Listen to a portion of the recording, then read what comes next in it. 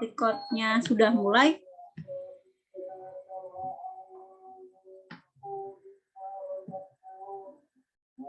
Hari ini yang kelompok yang presentasi kelompok 4 dan kelompok 5, unit 4 dan unit 5.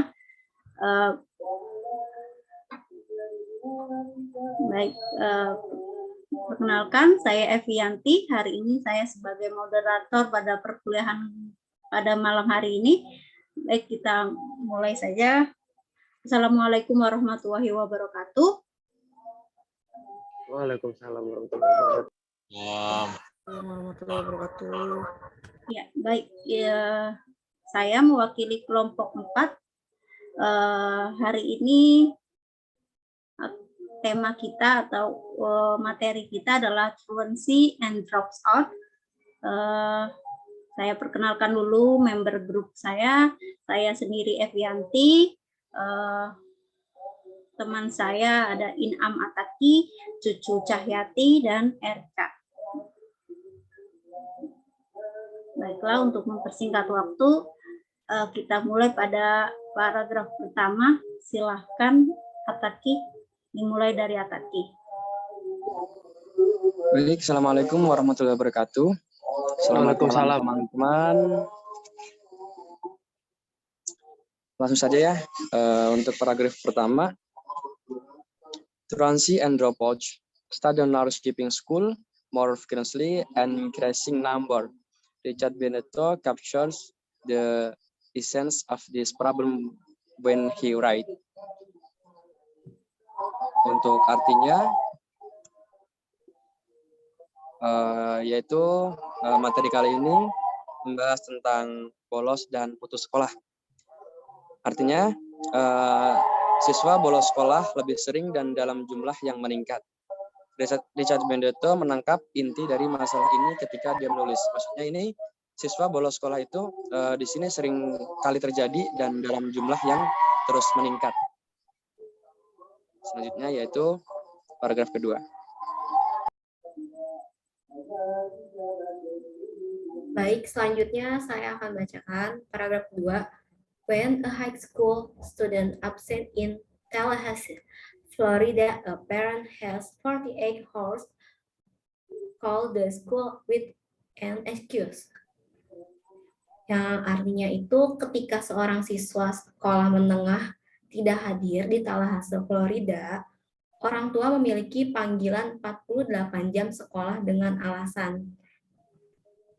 Selanjutnya dilanjutkan oleh Cucu Cahyati. Baik, saya akan melanjutkan paragraf ketiga yang isinya itu tentang they used to have them write note, says teacher fed cloth, but too many kids were forging the notes. Yang artinya dulu mereka itu menyuruh untuk menulis catatan, kata Pak Guru, fed cloth. Akan tetapi ternyata terlalu banyak anak-anak yang memalsukan catatan. Nah, untuk paragraf berikutnya akan dilanjutkan oleh Mbak Evi. Terima kasih. Saya akan membacakan paragraf keempat.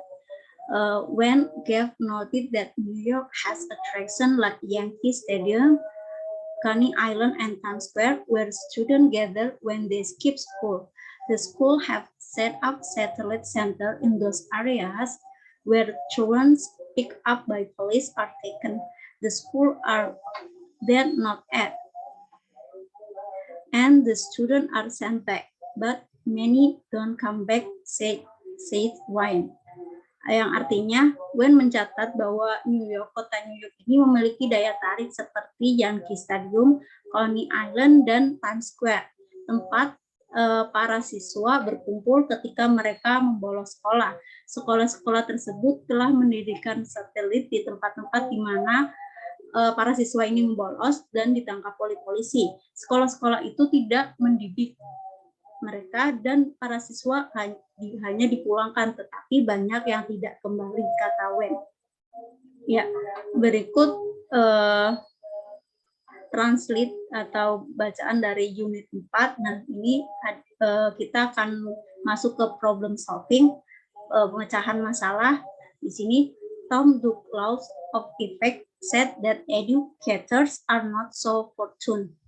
You and a problem, you are an elementary teacher as the head of family with 5 children. You can fulfill the need of daily life. What will you do? Yang artinya hukum efek tonduk mengatakan bahwa pendidik tidak begitu beruntung. Dan ini masalahnya adalah Anda seorang guru SD dan sebagai kepala keluarga dengan 5 anak. Anda tidak dapat memenuhi kebutuhan hidup sehari-hari. Apa yang Anda akan lakukan? Nah, di sini kita problem solvingnya ini udah dipikirkan oleh kelompok grup kita ya. Grup 4 ini yang pertama ini problem solvingnya yang harus dilakukan guru tersebut adalah dengan mencoba untuk mendiskusikan terlebih dahulu pada pihak keluarganya atau istri atau suaminya terkait permasalahan yang terjadi yang diharapkan dapat ditemukan solusi bersama. Hal lainnya dapat dilakukan guru tersebut bisa dengan mencari tambahan di luar pekerjaannya atau pekerjaan sampingan seperti membuka usaha, jasa les, atau pekerjaan lainnya yang dapat diambil tanpa mengganggu jam pekerjaan utama. Yang kedua adalah solusi yang dapat dilakukan berikutnya adalah dengan mencoba membicarakan pada pihak keluarga, yaitu istri atau suami, dengan meminta bantuan membuka usaha industri rumah tangga dengan berjualan makanan di tempat di rumah atau di tempat tinggalnya atau membuka usahanya yang lain yang dapat meningkatkan penghasilan tambahan. Yang ketiga adalah menghemat pengeluaran dan mengurangi biaya kebutuhan sehari-hari.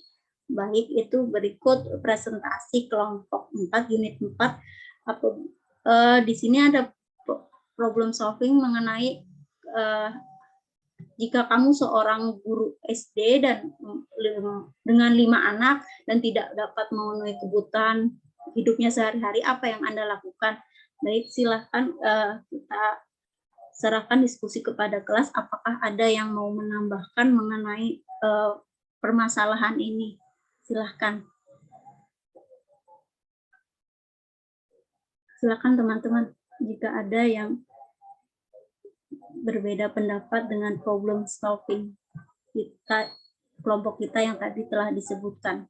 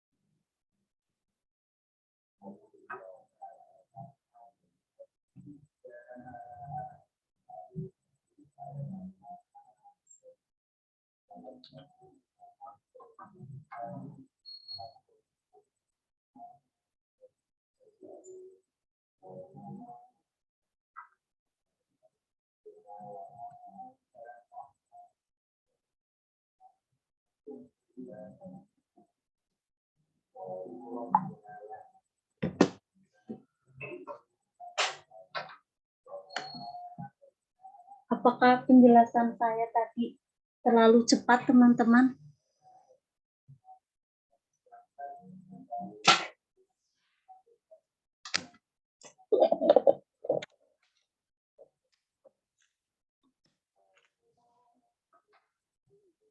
Jadi pada saat kita sebagai kepala rumah tangga dengan 5 orang anak gitu kan, dan berpenghasilan hanya sebagai guru SD saja tidak bisa mencukupi kebutuhan sehari-harinya,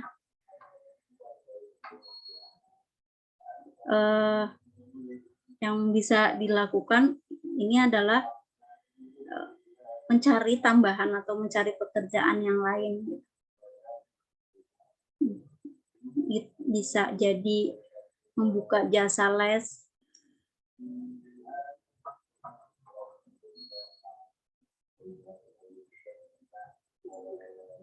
silakan Cucu Sahyati, atau ada yang mau ditambahkan dari grup?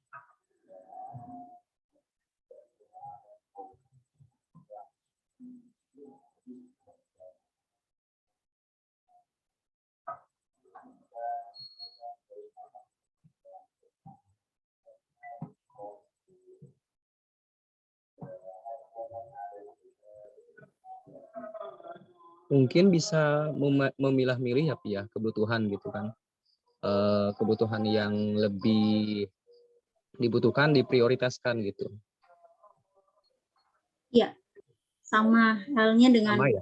menghemat pengeluaran dan mengeluarkan biaya kebutuhan yang sehari-hari. Jadi Oke. mungkin mirip itu kali ya, dengan Ah. memilih mana yang kebutuhan pokok yang lebih utama dan kebutuhan yang sekiranya kurang penting ya, Pi, ya. Ada lagi selain Bang Sukron yang mau menambahkan? Evi boleh kasih saran nggak? Ya, boleh. Nambahkan. Mungkin bisa dengan keluarga tersebut itu membuat rancangan anggaran belanja seperti itu. Jadi pemasukannya berapa per bulan, terus dirinci untuk pengeluaran kebutuhan hidup berapa, seperti itu. Jadi bisa lebih termanage gitu keuangannya. Jadi dengan membuat rancangan anggaran belanja gitu. Anggaran belanja gitu ya, iya. Iya. Dengan mengetahui seberapa besar pengeluaran kita, seberapa besar pemasukan kita gitu ya. Iya. Itu yang kerjanya suaminya aja ya, Via? Kalau gitu berarti isinya juga bisa membantu tuh, contohnya dengan berjualan apa gitu ya? Iya, di sini juga bisa membantu istri untuk berjualan gitu. Untuk penghasilan tambahan. Ya, meminta anggota keluarga untuk. Yang penting jangan minta-minta ya, Via. Iya sih, betul. Ya, berjualan.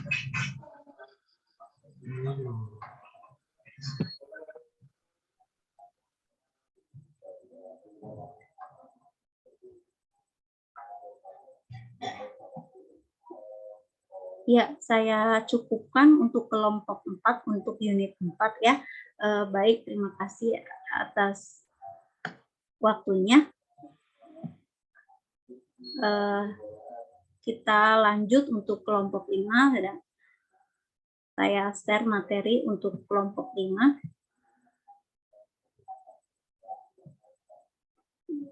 Ya, silakan untuk kelompok 5 bisa dimulai presentasinya. Baik, bismillahirrahmanirrahim. Assalamualaikum warahmatullahi wabarakatuh. Waalaikumsalam. Waalaikumsalam warahmatullahi wabarakatuh. Pada kesempatan kali ini kami dari kelompok 5 akan mempresentasikan dari unit 5 yang berjudul tentang The Basic Method of Contents ya. Yang mana kelompok 5 ini beranggotakan ada Kak Erika Juliani, lalu ada Fitri Handayani, Nur Ayeki, dan saya sendiri Syukron. Untuk pembaca paragraf yang pertama akan dibacakan oleh saya sendiri, Syukron. Okay. The basic mode of conduct, which in the mind of Japanese indicates a noble character is to be free of pamrih, sepi ing pamrih. We may describe this is inner freedom from excessive concern about one's or as a freedom, the desire for possession. This condition that presupposes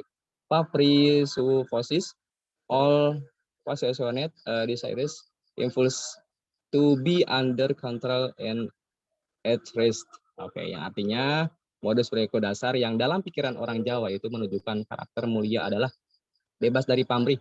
Jadi sepi ing pamrih, sepi itu tidak ada pamrih ya bagi orang Jawa gitu. Kita dapat menggambarkan ini sebagai kebebasan batin dari kekhawatiran yang berlebihan tentang aku sendiri atau sebagai kebebasan keinginan untuk memiliki. Kondisi ini yang mengandaikan semua hasrat-hasrat dorongan untuk terkendali dan tenang gitu. Jadi itu untuk unit yang pertama. Untuk selanjutnya unit yang kedua, atau maksudnya paragraf yang kedua akan dibacakan oleh teman saya. Silakan.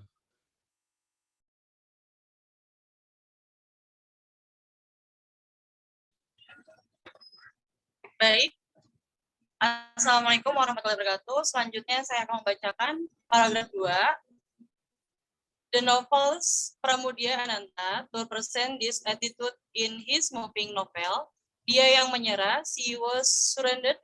The protagonist is a young woman who, in the aftermath of the horror of the revolutionary struggle against the Dutch and in the Madiun, uprising of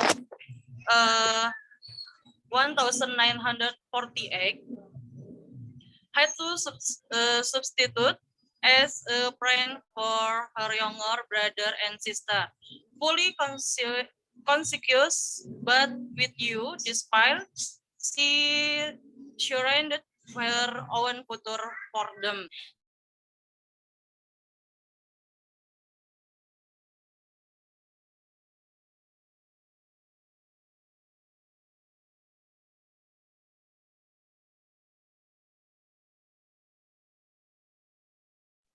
Halo Kak Erika.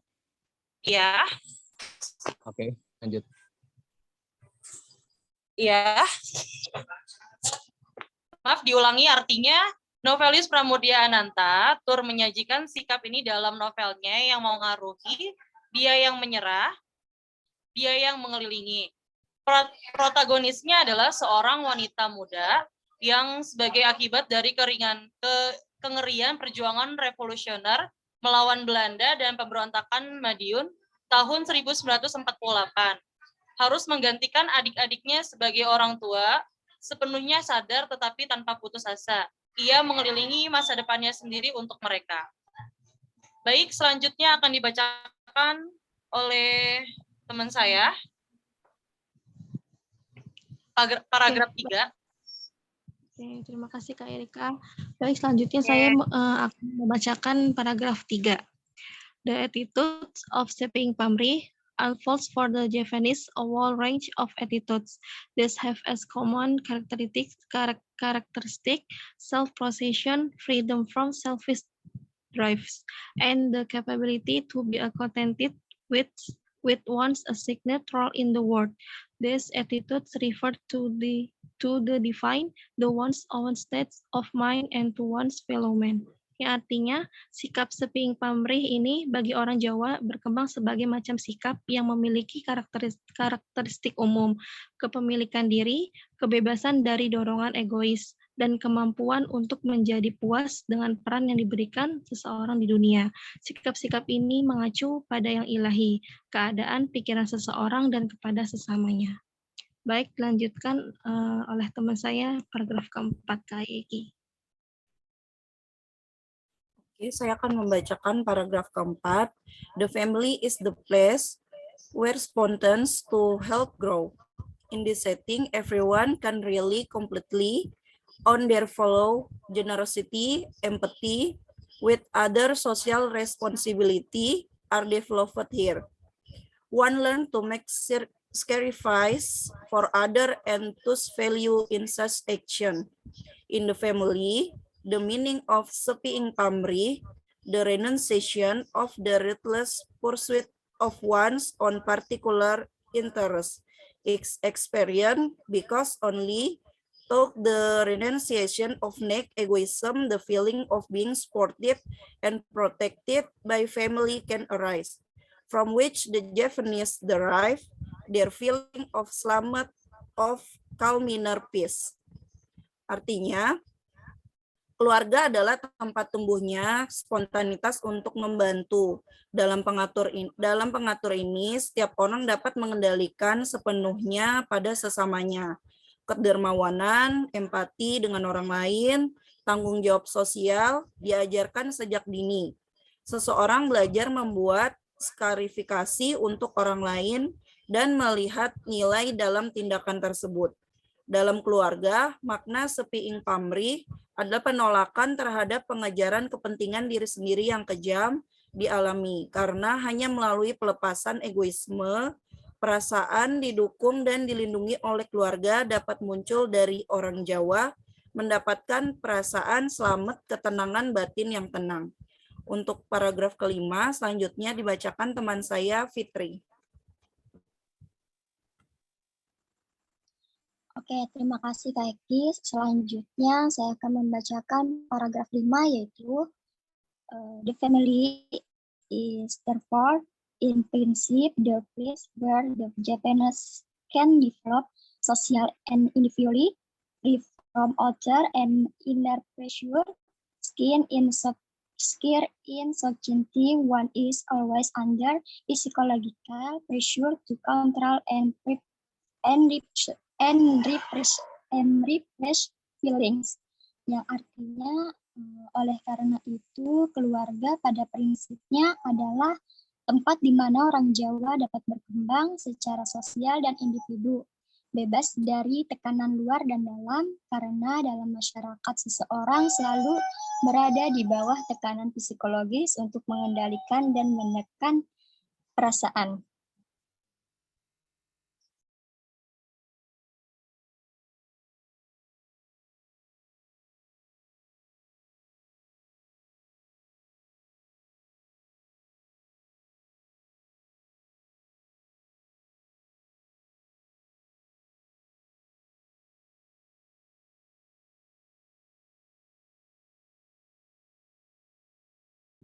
Apakah tidak ada yang membacakan problem solving di grup? Ya. Baik, selanjutnya untuk problem solving dari kelompok 5. The Skinnerian perspective reinforce the student behavior maintains. Problem, there's smart student in your class. He always asks logical question, but unrelated to the subject learning. How can you lead him to the rule? Boleh selanjutnya Mbak Evi. Jadi untuk problem solvingnya yaitu ada seorang anak laki-laki di kelas kalian gitu ya. Anak ini selalu sering bertanya gitu dengan pertanyaan-pertanyaan yang logis. Tetapi pertanyaannya tersebut tidak berhubungan dengan materi pelajaran. Terus bagaimana untuk membimbing anak tersebut? Nah, untuk problem solvingnya menurut kelompok kami, ini dari segi guru untuk membimbing anak yang selalu bertanya dengan pertanyaan yang logis, tetapi tidak berhubungan dengan pembelajaran mata pelajaran, maka yang bisa dilakukan yaitu pada awal pembelajaran, guru harusnya menjelaskan tujuan dari pembelajaran dan fokus apa yang ingin dicapai setelah pembelajaran. Kemudian, guru juga bisa memberikan batasan-batasan materi pembelajaran, sehingga pada akhirnya diharapkan hal-hal yang seperti pada soal problem solving, yaitu siswa bertanya logis tapi tidak berhubungan dengan mata pelajaran, itu tidak terjadi. Kemudian problem solving yang kedua, yaitu guru juga dapat menjelaskan jenis-jenis penilaian yang dilaksanakan dalam pembelajaran, sehingga pada akhirnya siswa bisa termotivasi untuk memenuhi penilaian pembelajaran yang sudah ditentukan dan tidak melenceng dari materi pelajaran. Demikian dari kelompok 5. Mungkin untuk problem solving ada yang mau berpendapat dari teman-teman atau menambahkan, dipersilakan.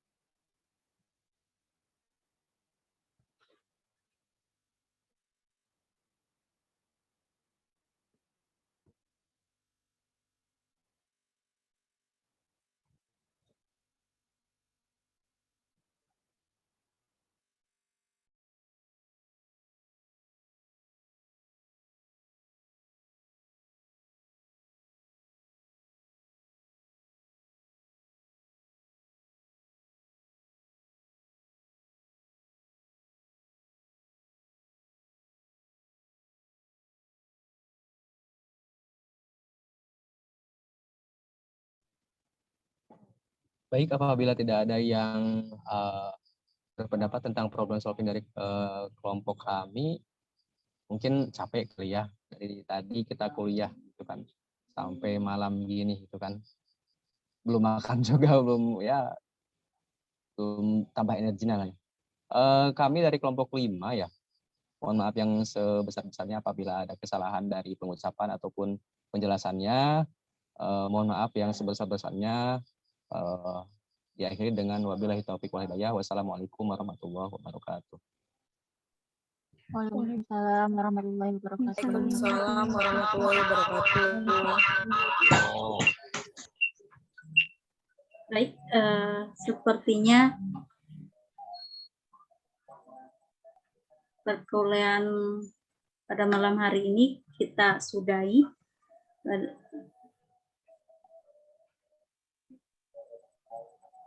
Terima kasih atas partisipasinya.